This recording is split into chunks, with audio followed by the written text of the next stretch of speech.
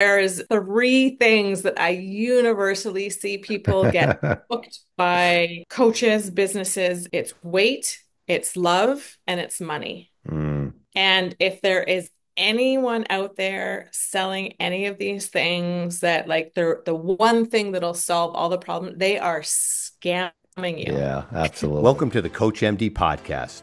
I'm Dr. Charles Glassman, bringing you 3 decades of experience as a physician and a coach. Join us as we navigate the maze of medical advice with real-life stories, empowering you to take charge of your health. In our That Happens segment, guests share transformative experiences, reminding us that we're all human and not just patients. So get ready for a journey into healthcare reimagined, where empowerment and discovery pave the way. Hey, it's Dr. Charles, aka Coach MD. In my over 30 years of medical practice, I've made it my goal to help people create a strong mind, a healthy body, and an unshakable spirit. And in that light, I like to have guests on my program who are outside the box, whether it be medically, whether it be spiritually, whether it be practically, financially, health.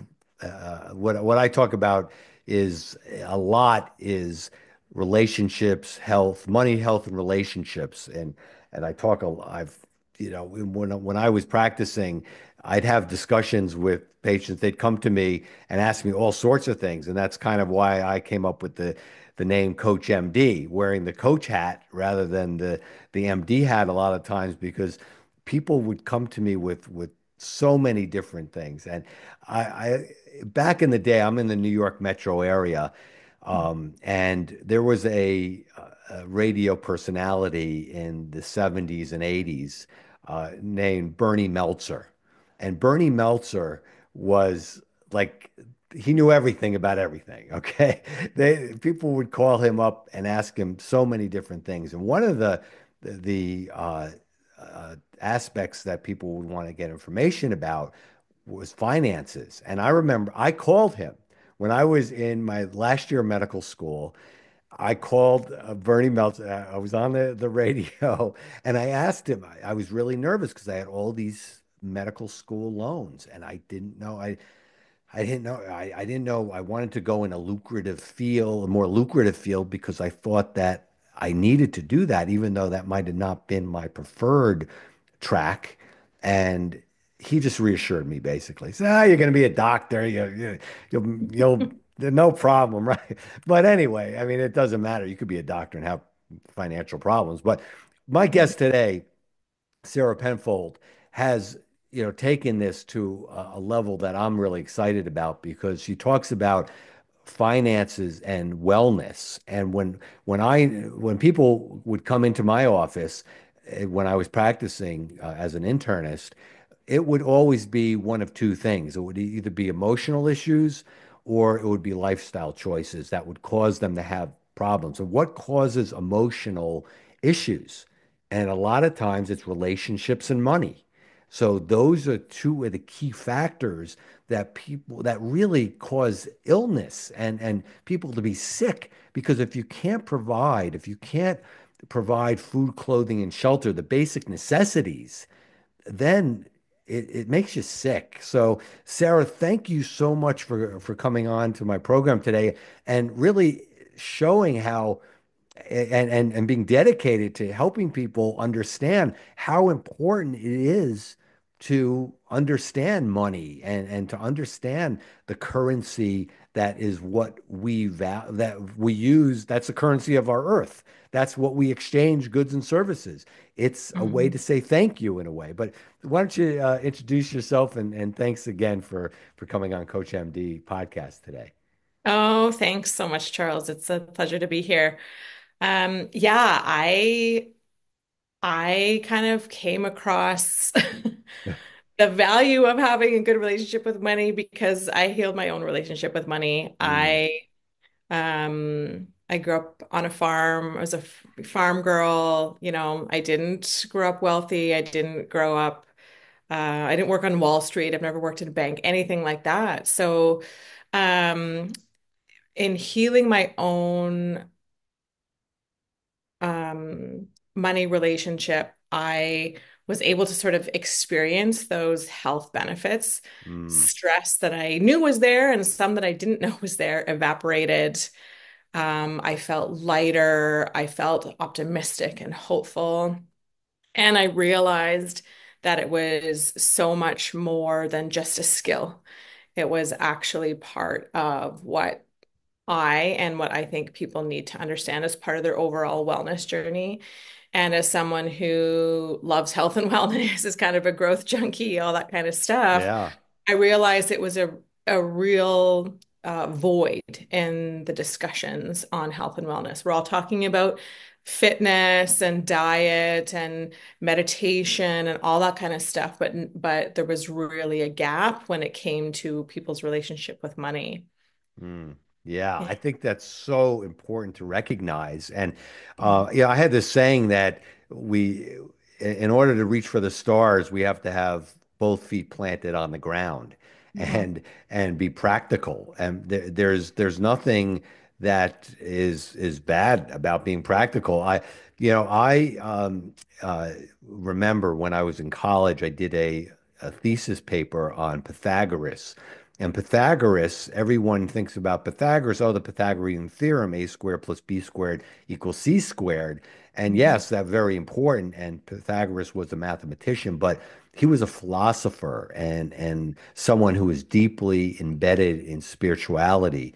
And so his whole Plato was one of his students. And so uh, Pythagoras would teach that in order to uh, reach and understand the illogical, the ethereal. In order for you to do that, you have to understand the logical first. You have to understand the earth, and so he would teach about what's called transmigration of the souls, where a body of a one being can pass through to another being in death, and but he felt that in order to understand and to be able to reach and understand those concepts, you have to be grounded in in the physical world. And so we look at our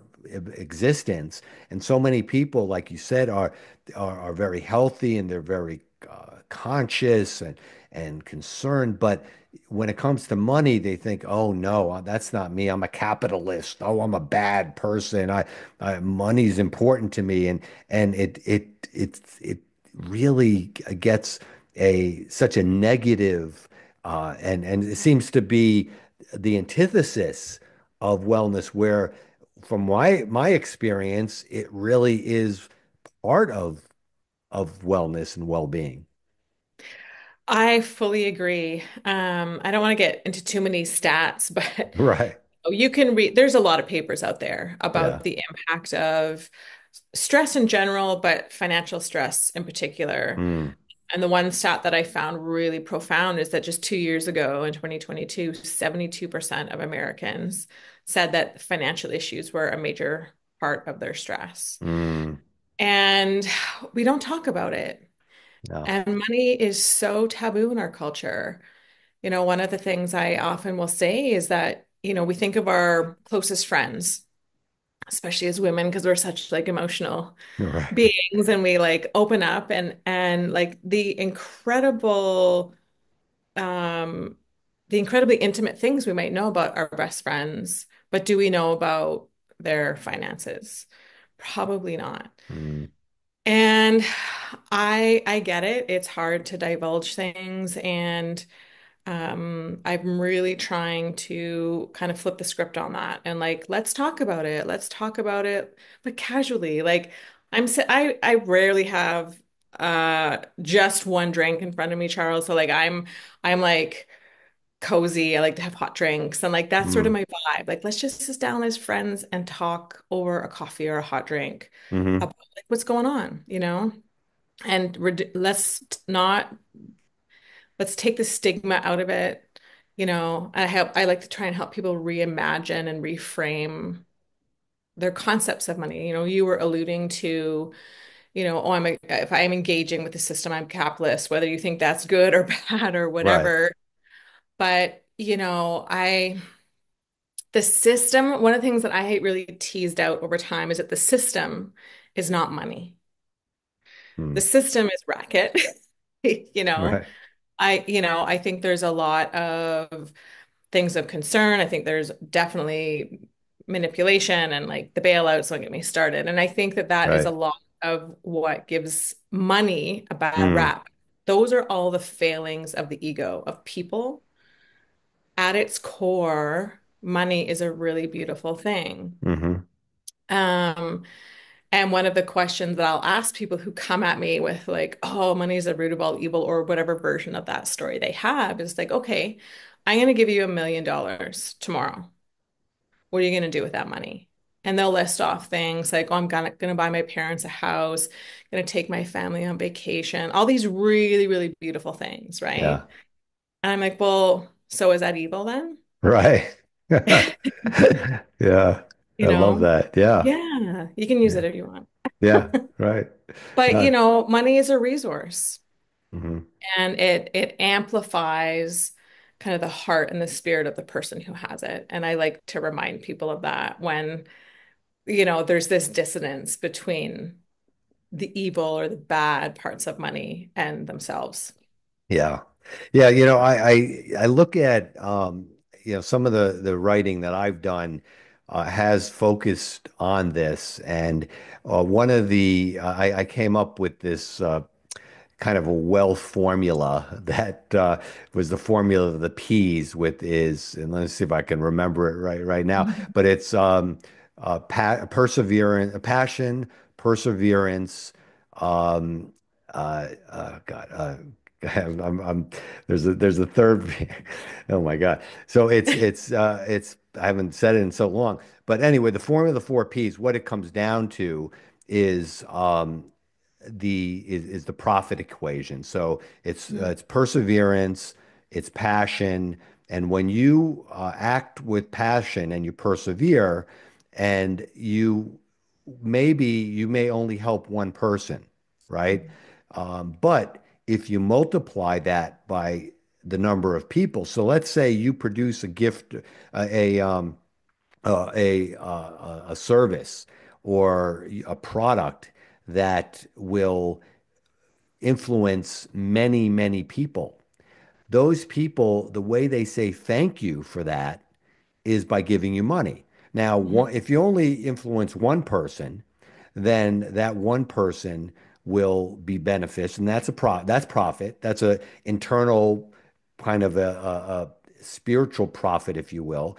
But mhm. if you want to understand and you want to feel that you've impacted many people and your product and service is desired by many people, that will turn into a financial profit.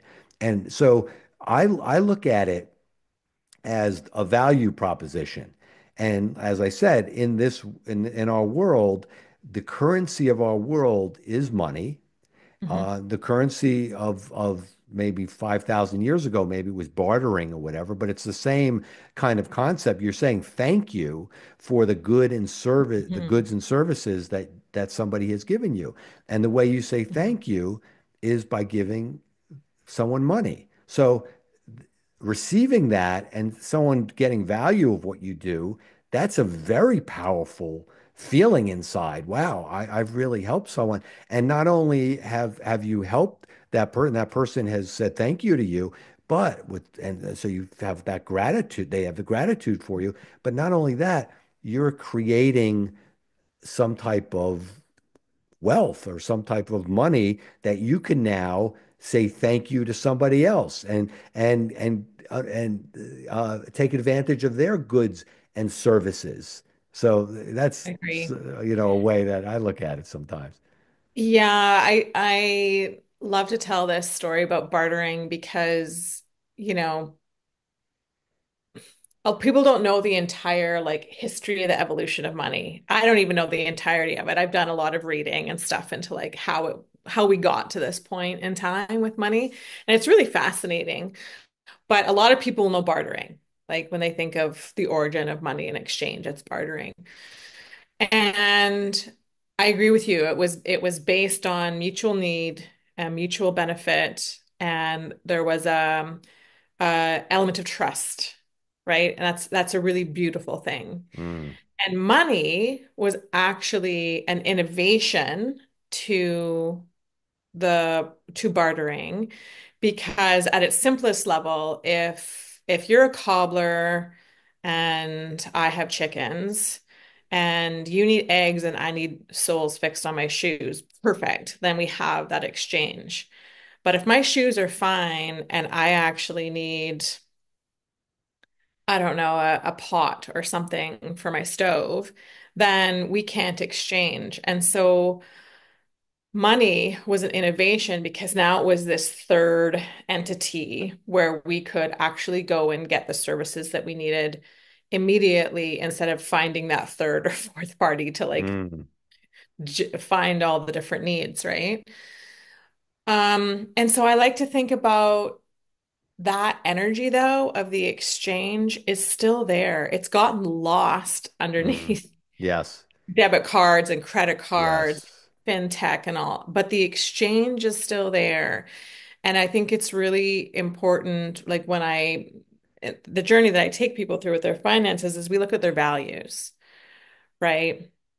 Because if you have a certain value, but you're constantly exchanging, so Amazon is usually the big one that I use, right? Because it's pretty high profile and Yeah. people will use it because it's easy. And Amazon, I mean, Bezos innovated fintech. There is Hmm. no doubt about that. And if you have certain values about like community and supporting small business and locals, but you're buying from Amazon, you're actually not aligning with your values. And that creates a dissonance. So really when I try and help people identify their values and then how is that showing up in your financial strategy, in your Yeah. financial planning. Yeah. Yeah, that's great. And Yeah. yeah, and again, this is kind of uh, breaking down the negative emotions that can cause one to feel sick. So one can feel sick if they don't have enough money, and then otherwise somebody could feel sick because they don't their view of money, like you said, money is the root of all evil. So Yeah. if they're accumulating money, they must be evil, right? I must Yeah. be evil, which Yeah. isn't a good feeling. Now, one of the things that I think is important, and I'm sure you would agree with this because of your upbringing, is that our brain will fight and flee danger. Our Mhm. brain automatically fights and flees danger, threats, or vulnerability. But Yeah. when do we learn what's going to be dangerous to us, threatening to us, and make us feel vulnerable? We learn that between in the first 13 years that we're alive, because that's when our Yeah. brain is making these connections. So if we grow up in a home where money is looked at as evil, if money is rich people are looked at as evil people or big and bad, and they're the other guys, and we're not like that. And then you fast forward, you're in your adult life, and you trying to get your feet on the ground. You're trying to move forward, but every time you do that, it self-sabotages or whatever is because your brain is fighting and fleeing money. It's fighting and fleeing Exactly. abundance. It's fighting and fleeing. It's getting you right back into a feeling of lack because that's what you knew when you were, that's what was familiar to you when you were growing up. And the unfamiliar is a danger trigger. So, and Yeah. it's also, you may lose love, which is another danger Oh, trigger from your yep. family because Yep. and that's what your brain is telling you, danger, danger, go away. And so, what's your experience when you are talking to people? Do you get a sense of that? Because, Oh, that's yeah. what I've learned over the years and just, talking to people in my practice. This is my jam. I love this stuff. Right. Yeah, I really so you have your formula you talked about. Yeah. Mine is I have like these three pillars that I teach in my work. One is literacy because we need to understand, Mm, the book smarts, what we didn't learn in school. you can't move ahead with money without understanding the system and how it works. The second pillar is the systems, right? Tracking your strategy, dare I say budget. Mm. You know, I joke because people hear that word and they curl up into a ball and like, Yeah, no. right. Um, so, and this is actually, I'll use this as a perfect example of like nervous system reactions. So Mm. for anyone listening, if you're like, oh, I don't want a budget, I'm gonna have to like sit at home and never do anything in my entire life. So your nervous system's having a response to some belief that you've learned along the way that like having a budget is a bad thing or a restrictive thing or is gonna not give you freedom to do Hmm. what you want. Yeah. And what I say, my profession is also project manager professional. And so I build structures and programs for a living and then execute on them. And a well-built structure and project executes really well, right? Not that you don't Hmm. have bumps along the way, but if the plan's in place, then you always have something to come back to, like a touchstone, Mm. and, and it's easier to pivot. Having a plan for your finances is exactly the same. So call it a spending strategy, a spending plan, because we have to spend money in this world. You know, you need to have a plan for it. So that's part two. And then the third part is the nervous system and self-awareness, or I call it financial EQ. So Hmm. understanding yourself with money.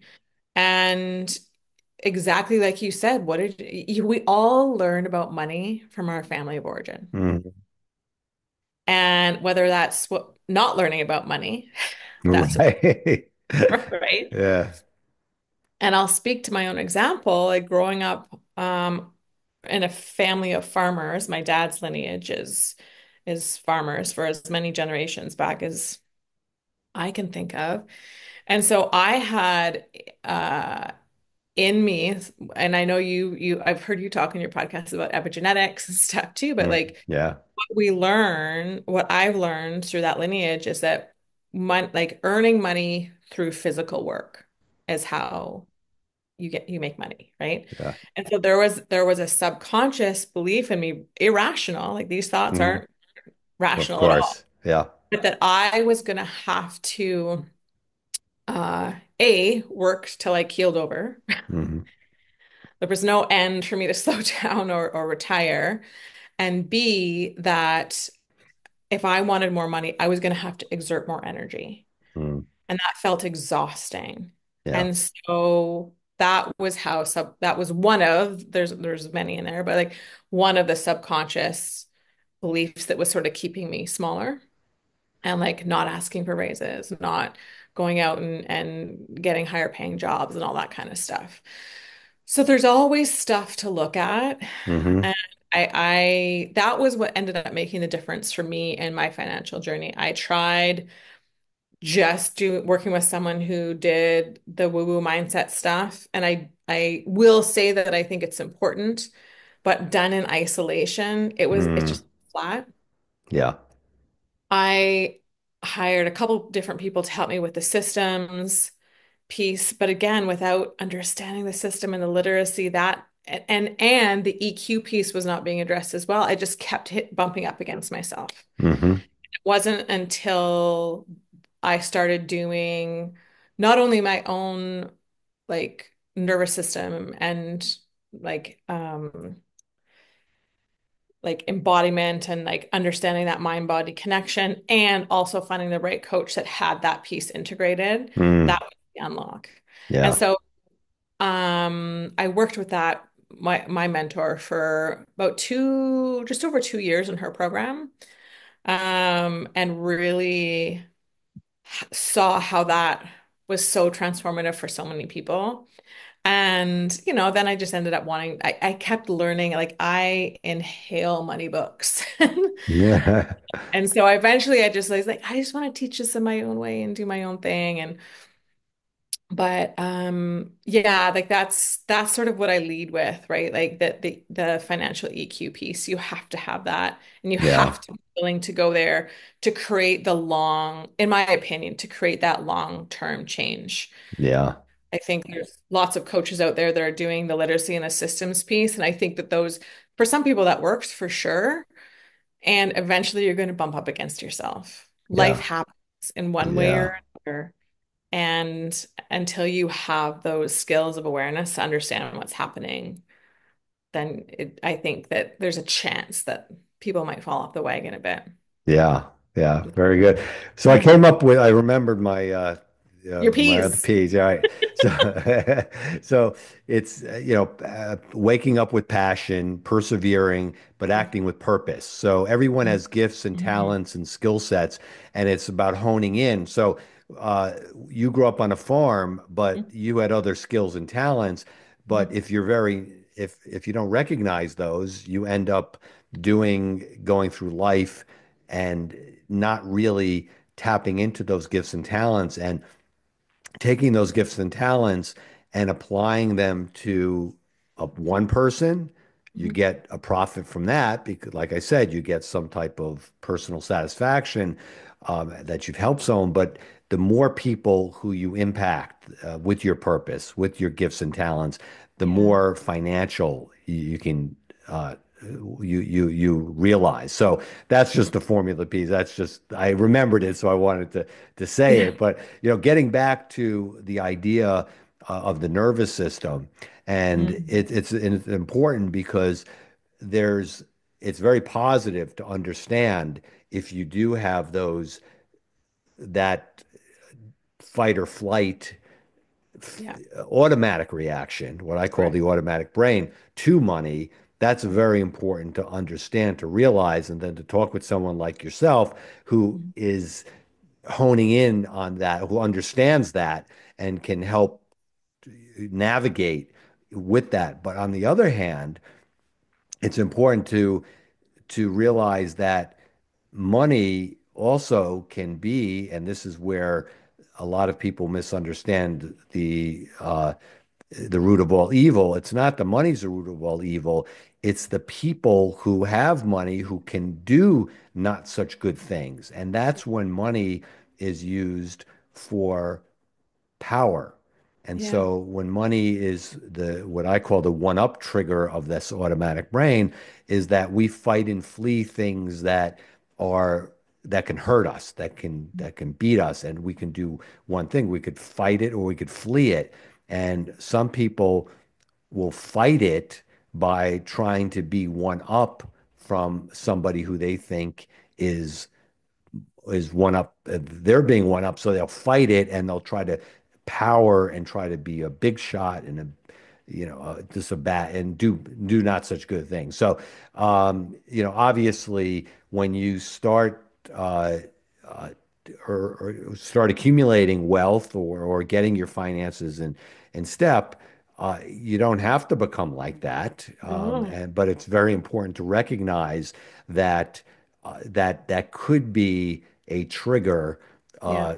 to start someone on such a not great path. But um, you know, so when you, Sorry, can I riff yeah, on that yeah, just oh, absolutely, yeah, go I right ahead, yeah. because you touched on something really powerful. I actually was speaking with someone a number of weeks ago about this, and their version of the one-upping is I am a more moral person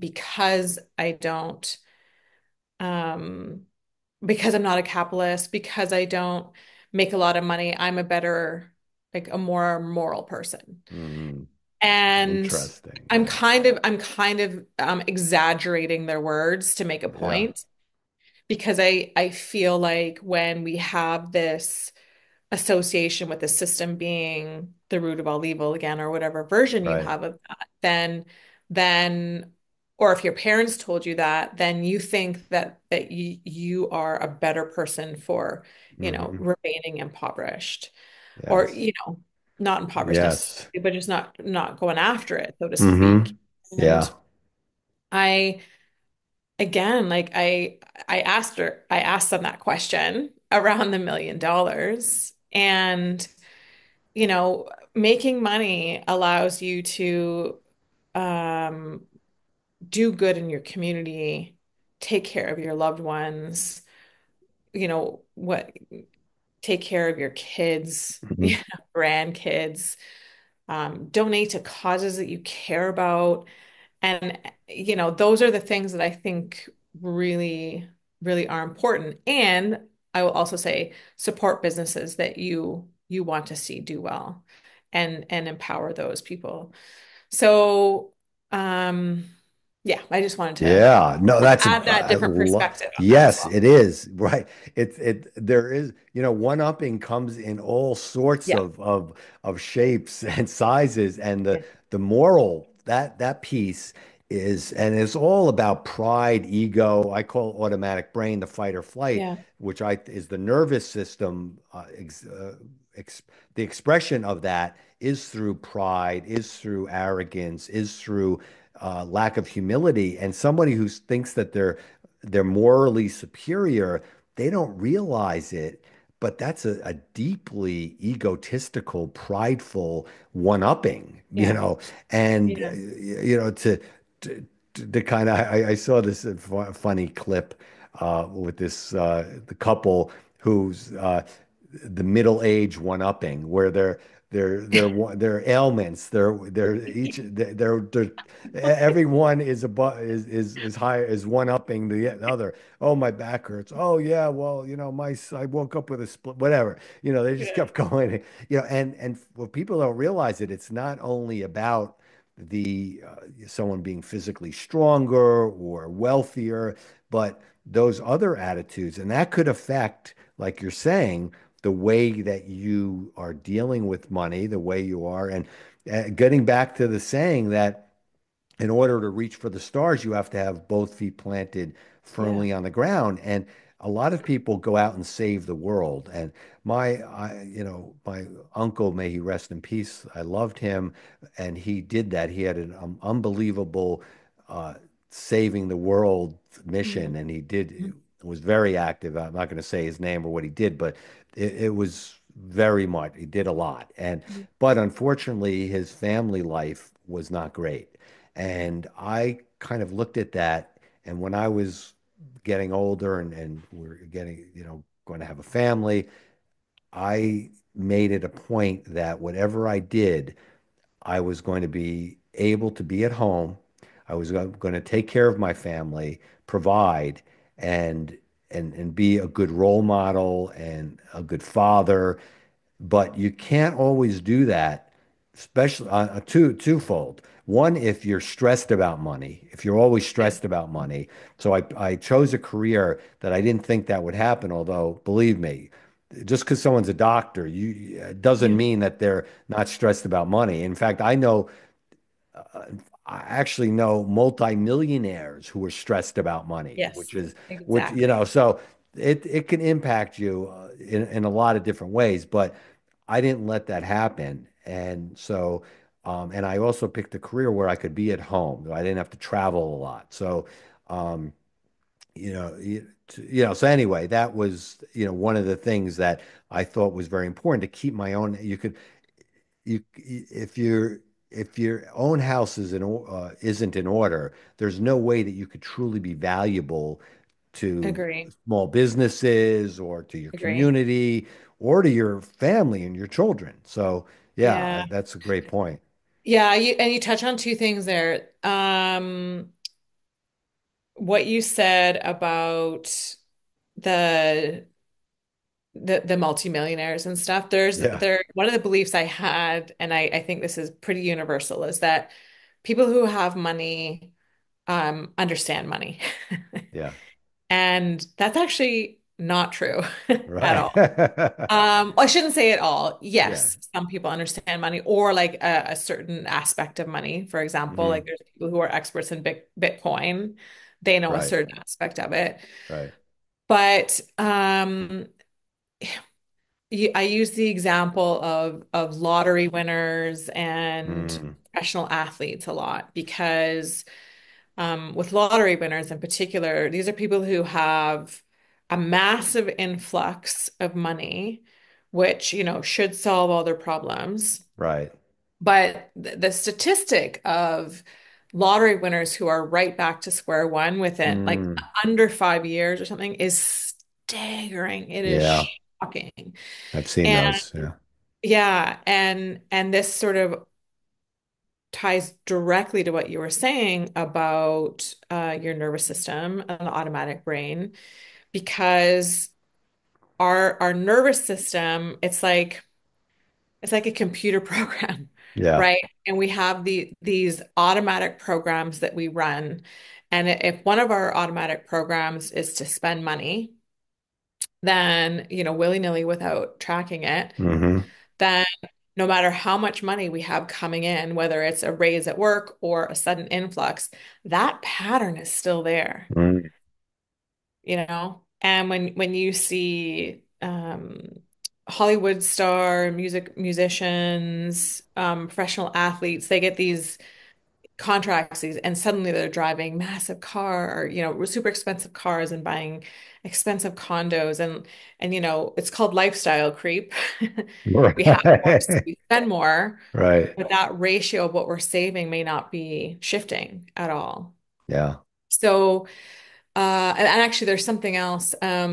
Lynn Twist, one of the authors I recommend, she wrote a book called The Soul of Money. She was a philanthropist, and she talks a lot about what you mentioned, is that people who even have millionaires, and this is actually in general, people always think their lives will be better if they have 20 to 30% more money than they have, Mm. whether you make 50,000 or 100,000 or a million. And actually, I shouldn't say 50,000 because I I I want to actually caveat that a lot of the things I talk about, I'm not talking about people who are living in obvious poverty or below Yeah. certain levels of income. That is a different problem that Yes. Yeah. I hope to be able to address in a more powerful way one day. Yeah. I'm talking about people who, have steady jobs or steady sources of income, who are kind of, they don't know where it goes every month, and they're Right. getting payday. Like, I just got, paid 3 grand or 4 grand or 5 grand, and 2 weeks later I don't know where it went. That's the kind of, those are the Yeah. people I'm speaking to. So, and then we can't even, I don't even get me started on like institutionalized racism and stuff like that, Right. because those are really, unfortunately, powerful forces that a lot of people have to overcome, that some other people don't. But yeah, all that to say that that is another aspect of the EQ piece, is understanding your nervous system habits and reactions to things and starting to change those things at the Mm. core. And I was listening to one of your podcasts, and you touched on something that made me think about this. It's like, when we, if you want to be someone who is good with their money, and actually it was a gym owner, Quan, I Oh yeah. think. Yeah. Yeah. Yeah, Yeah. yeah, Sure. yeah. Yeah. Yeah. So, if you, the analogy actually is that if you want to be fit, then you go to the gym regularly. You go to the gym 3 times a week. When you get fit, you don't stop going to the gym, or Right. you reach that goal. You keep going to maintain it. Hmm. And so it's the same with money. Well, sorry, the point there is that you start embodying and living the habit of the person you want to be, and you'll start to see the results. It's the same with money, right? If you want to be someone who is confident and comfortable and in touch with their finances, you have to start being that person. And that person looks at their money regularly, has a plan for it, understands their nervous system, and like Yeah. knows when they get in trouble and preempts that stuff. And so it's starting to incorporate some of those habits slowly over time. We all want the quick fix. I think in that podcast you were talking about Yeah. Ozempic, right? Yeah. Yeah. Yeah. And Yeah. there's three things that I universally see people get booked by coaches, businesses. It's weight, it's love, and it's money. Mm. And if there is anyone out there selling any of these things that like they're the one thing that'll solve all the problems, they are scamming you. Yeah, absolutely. They are scamming you. It's the long game for any of those things. Yeah. Long-term holistic change. Yeah.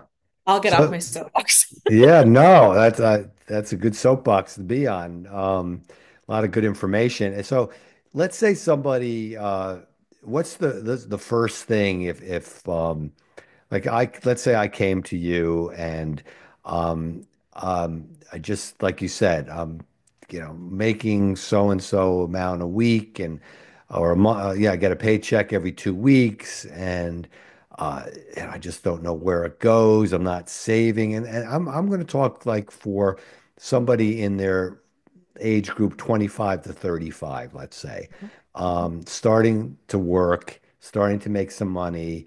Um, but just doesn't, know where it's going, but wants to save also.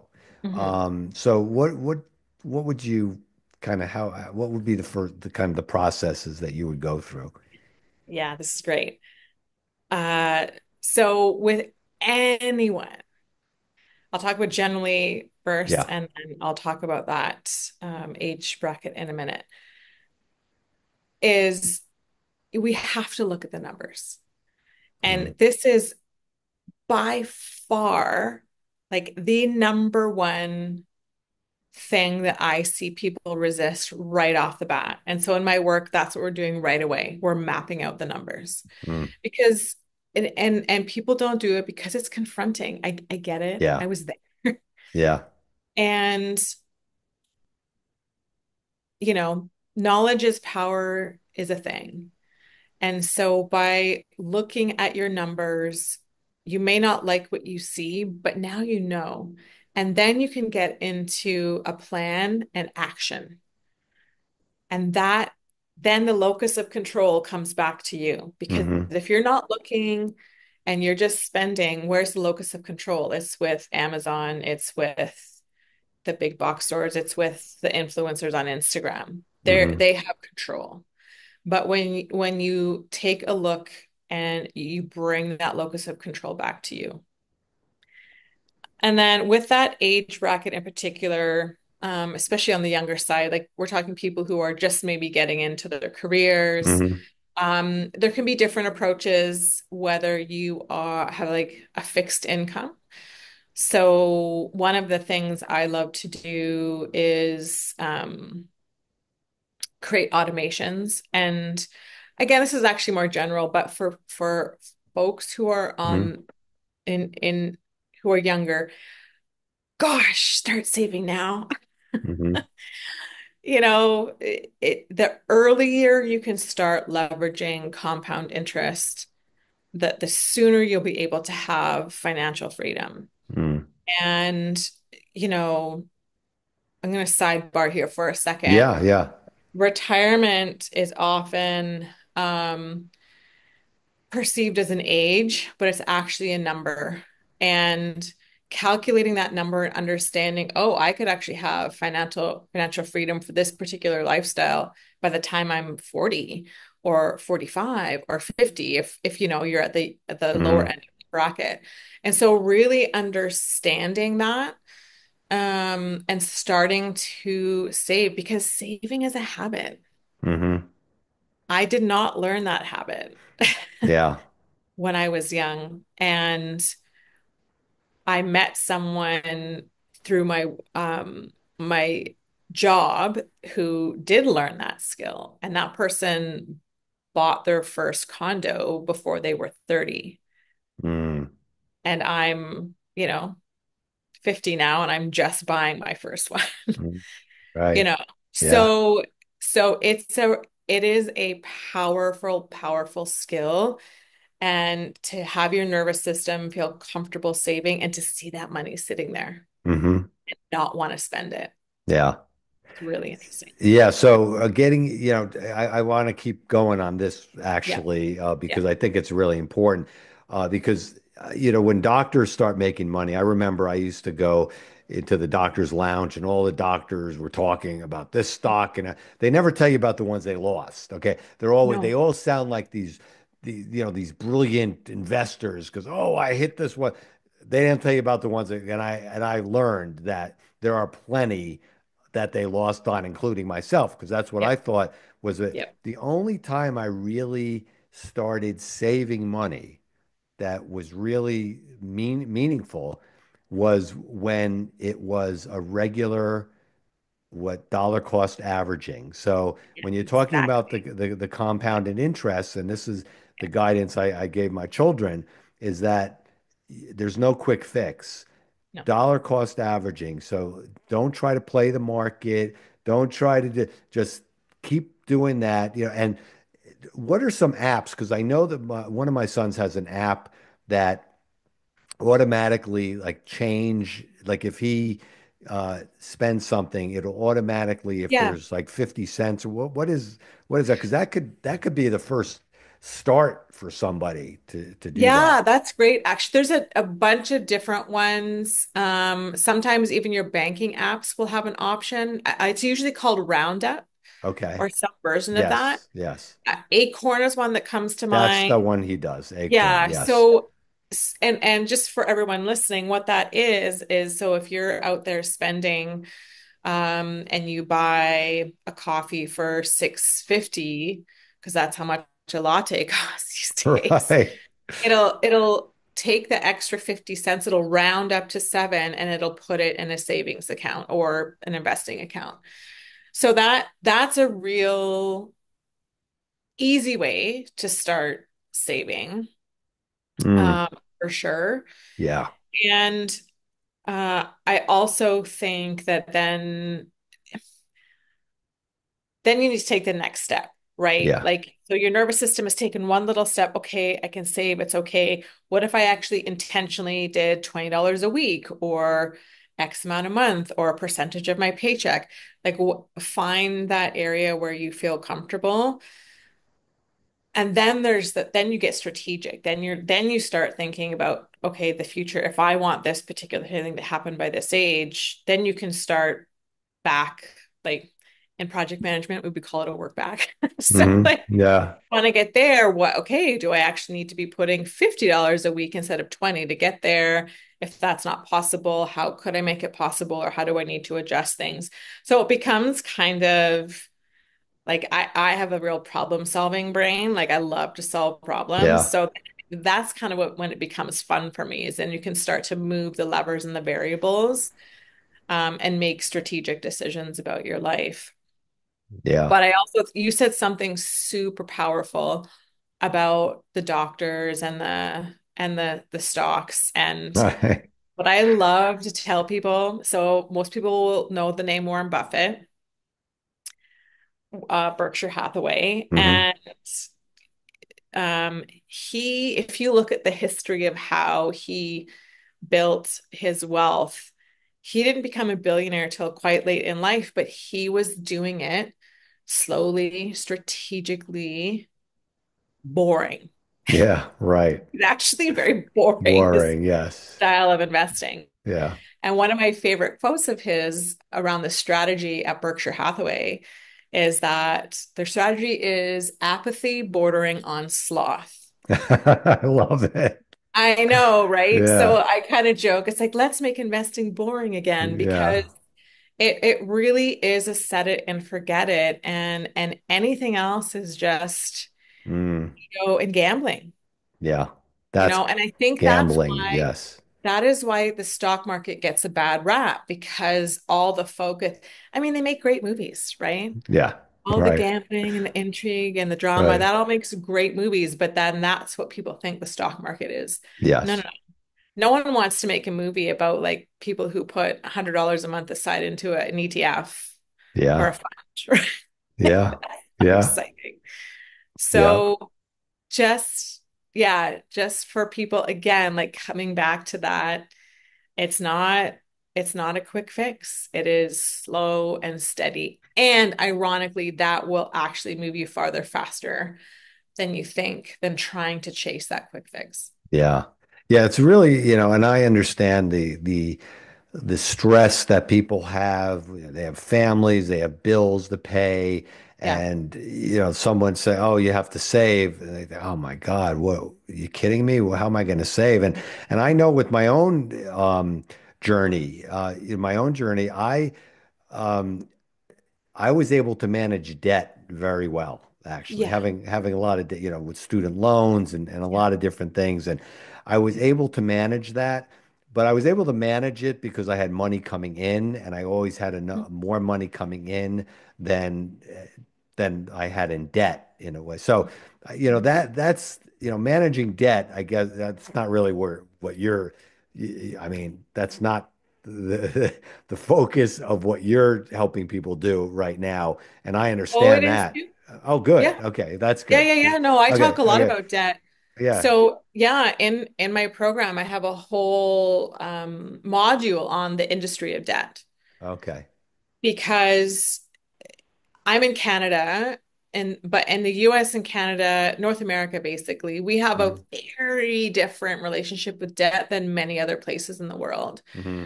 We are a debt economy. Yeah, Um, I'm going to pull my soapbox over for a second again because one of yeah, the please. things that Yeah. I that is astounding to me. So, one of the general kind of formulas that people will use when creating like investment planning is about 8% growth per year. Mm. It can be higher for sure, but if we're just like trying to graph out growth, Yes. a trajectory, that's usually the range, kind of 6 to 8, nine maybe. And when we think about credit cards, people are paying Mm. 18, Yeah, 19, 20 plus percent. yeah. And yes, the That's the not good, Dad. how it's calculated is slightly different, but the point is that we if we have, I'm talking high interest credit card here, people, because not all debt is bad, and I'll talk about that in a Right. second. That's what. Yeah, yeah, yeah. When I Yeah, say I was but managing debt, wasn't credit card correct. debt. But Right. if you have high interest credit cards, you are the best return on investment for the banks, Mm. for the big, investment firms, all that kind of stuff. So that's another reframe that I want people to understand is if they're so angry at the system, just be aware of how you are actually contributing to the system that you don't Mm. like so much. Right. And that could be a tough one to look at. And that's why one of the strategies is around how we're going to get people out of that really, really harmful high interest credit card debt right away. And then, yeah, reframing those lower interest debts. Like student loans are some of the best loans you can have because the Hmm. interest rates are so low. And so instead of focus, because if you have the opinion that all debt is bad and I want to get rid of all my debt, but you have, you know, 10, 20, 30, I know doctors have a lot more of Right. student loan debt. But you're paying, sub 5%, sometimes even lower. Hmm. Um, some student loans are incredibly low. Then again, like if you're only paying under 5% or 4%, 3%, but your investments can be earning you 8, then you should actually be funneling as much money, like pay your debt down slower and build your investments because Yes. it's the percentages game would show that the investment's the better place to put your money. Yeah. So giving people some of those tools to help them strategize Hmm. is honestly what I love to do because we're not taught this stuff. Right. I learned calculus Right. in high school. When have I Yeah. ever needed a sine wave Oh as my an goodness. adult, Yeah. Yeah. I needed to learn how to save money and to Yeah. understand tax shelters and what I was going to do when I started earning money. Yeah. So, here we are. People now Yeah. have to pay to get financially educated. Um, but the return on investment on that is actually huge. Yeah, yeah. No, I love this discussion, and it's always been something that I would always not always get in those discussions with patients, but sometimes I would, and sometimes they'd even Yeah. ask my advice, right, Mm, about different things. yeah. But That's when I talk about whole body wellness, whole wellness, it you can't ignore what's the elephant in the room. Yeah. And Yeah. that's our finances. And Yeah. so I really appreciate the work that you're doing. And I Thank you. certainly will in the description, the podcast description, have ways for people to contact you. Great. And yeah, and this discussion is so valuable. I really, like I Yeah. said, I really appreciate it and look forward to collaborating and staying in touch in the future. Awesome. Yeah, yeah. Yeah. And thanks again, everyone, for joining us today on the Coach MD podcast. And as always, I'm Dr. Charles, aka Coach MD, urging you to stay strong in mind, in body, and right here in soul. Bye for now.